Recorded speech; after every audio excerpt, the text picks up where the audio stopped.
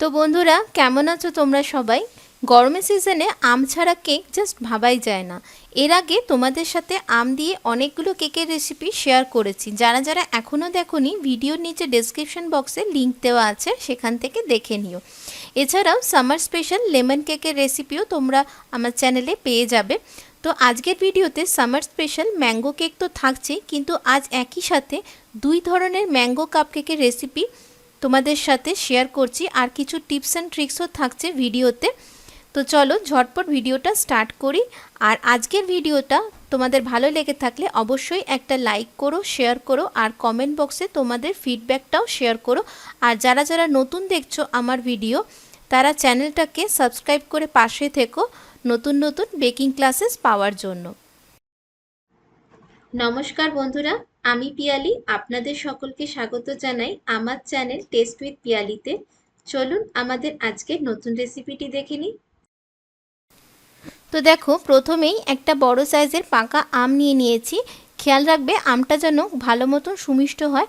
বাজারে অনেক সময় মিষ্টি আম বলে দিলেও বাড়িতে আনার পর দেখা যায় একটু টকসা ভাব আছে, তো সেটা খেয়াল রাখবে। তো আমটা তোমরা খোসা ছাড়িয়েও নিতে পারো, আবার এভাবেও আমের পাল্পটা বের করতে পারো, যেরকমভাবে আমি করছি।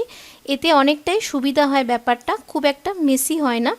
তো এভাবে চিরা লাগিয়ে আমের পাল্পটা চামচ দিয়ে স্কুপ করে নিচ্ছি। আর আমি একটা মেজারমেন্ট কাপ নিয়ে নিয়েছি, তাতেই আমের পাল্পটা আমি বের করে রাখছি। তো মেজারমেন্ট কাপের 1 কাপ আমের টুকরো এখানে হয়েছে। মোটামুটি 1 কাপ আমের টুকরো হলেই আমাদের হবে। এবার একটা ব্লেন্ডার জার নিয়ে নিচ্ছি, আর তাতে আমের এই টুকরোটা আমি দিয়ে দিলাম। এর সাথেই দিয়ে দেব হাফ কাপ গোটা চিনি। এখানে পাউডার চিনির দরকার নেই, কারণ আমের সাথেই চিনিটা গুঁড়ো হয়ে যাবে। আর দিয়ে দিলাম হাফ কাপ রুম টেম্পারেচারে থাকা দুধ, আর 1/4 কাপ রিফাইন তেল, কোনো রকম সাব স্মেল বা ফ্লেভার ছাড়া। আমি সবসময় রাইস ব্র্যান অয়েলটাই প্রেফার করি। এবার এই সব কিছুকেই একসাথে ব্লেন্ড করে নেব আর একটা স্মুথ পেস্ট বানিয়ে নেব। তো দেখো, আমি এখানে আমটাকে ব্লেন্ড করে নিয়ে এসেছি সব একসাথে, আর খুব সুন্দরভাবেই একটা স্মুথ পেস্ট তৈরি হয়েছে। এবার এই মিক্সচারটা আমি ঢেলে দিলাম একটা বড় মিক্সিং বোলে।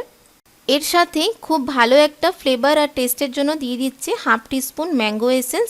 তোমরা ম্যাঙ্গো এসেন্সের জায়গায় এলাচ গুঁড়ো ব্যবহার করতে পারো। এবার এই মিক্সচারের ওপরেই একটা ছাঁকনি রেখে দিয়ে দিচ্ছি 1 কাপ আর হাফ কাপ, টোটাল 1.5 কাপ ময়দা। তার সাথে দিয়ে দিচ্ছি 1/3 কাপ মিল্ক পাউডার। এটা আমি আনসুইটেন মিল্ক পাউডার ব্যবহার করেছি। তো মিল্ক পাউডার দিলে ম্যাঙ্গো কেকে খুব ভালো একটা টেস্ট আসে। এবার ময়দাটাকে আগে ভালো করে চেলে নিচ্ছি, যাতে ময়দার কোনো রকম দলা না থাকে আর ব্যাটারটাও খুব ভালোভাবে মিক্স হয়।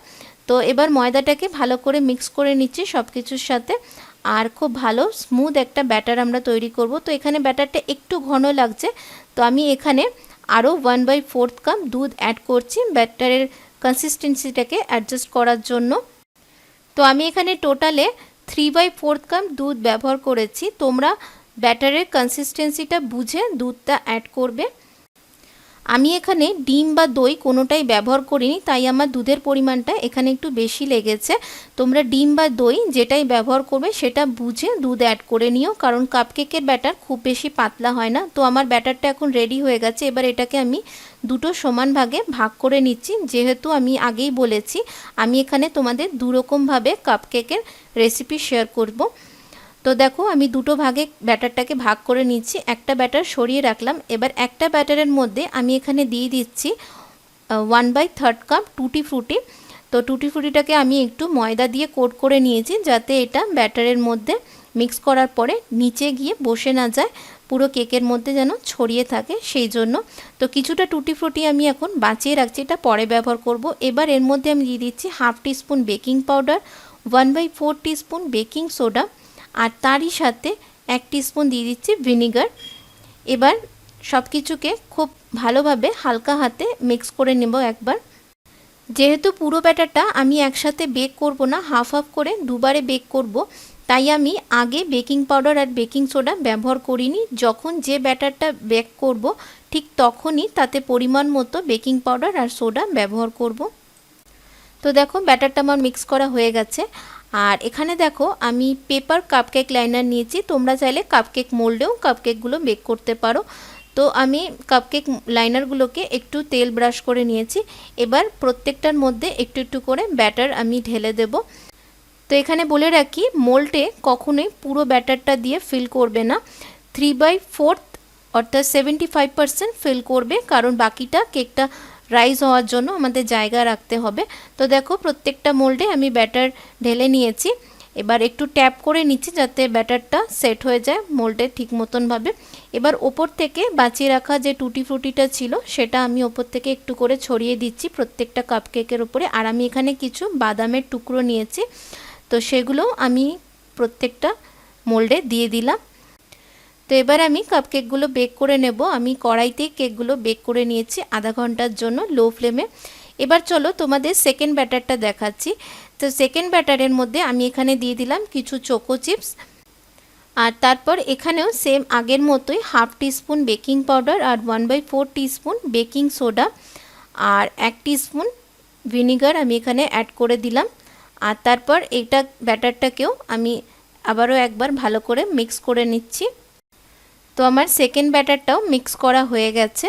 এবার চলো এটাকেও আমি কাপকেক মোল্ডে ঢেলে নেব ব্যাটারটাকে। তো দেখো আমি আবারও কিছু কাপকেক লাইনার নিয়ে নিয়েছি। এবার এখানেও আমি সেম আগের মতোই ব্যাটারটা ঢেলে দেব প্রত্যেকটা মোল্ডে। তো আবারও বলে রাখছি যে মোল্ডগুলোকে পুরোপুরি ফিল করবে না ব্যাটার দিয়ে, 75% ফিল করবে, বাকিটা কেকটা রাইজ হওয়ার জন্য জায়গা রাখবে। তো ওপর থেকে আমি এখানে ছড়িয়ে দিচ্ছি কিছু চোকো চিপস, যেহেতু ব্যাটারে আমি চোকো চিপস ব্যবহার করেছি এখানে। তো চলো আবারও এই কাপকেকগুলোকেও আমি বেক করে নিয়ে আসছি। তো দেখো দু রকমের কাপকেকই আমার এখানে বেক করা হয়ে গেছে। আর এবার কাপকেকগুলো আমি ঠান্ডাও করে নিয়েছি। তো চলো এবার তোমাদেরকে এগুলো বের করে দেখাচ্ছি কেমন হয়েছে। তো দেখো কাপকেকসগুলো এরকম দেখতে হয়েছে, খুবই টেম্পটিং আর দারুণ টেস্টি হয়েছিল খেতে, যেমন সফট তেমনই স্পঞ্জি। তো আমি আজকে তোমাদের দু রকমের ম্যাঙ্গো কাপকেকস বানিয়েই দেখালাম, যার যেমন পছন্দ তারা তেমনভাবেই বানাতে পারো। একটা ফ্রুট কাপকেক আর একটা চোকো চিপস কাপকেক একসাথে এভাবে অনেকগুলো বানিয়ে রাখতে পারলে ট্রাভেলিংয়ের সময় বা বাচ্চাদের স্কুল টিফিনেও দিতে পারো। খুবই ভালো লাগে এভাবে ম্যাঙ্গো কাপকেকস বানালে।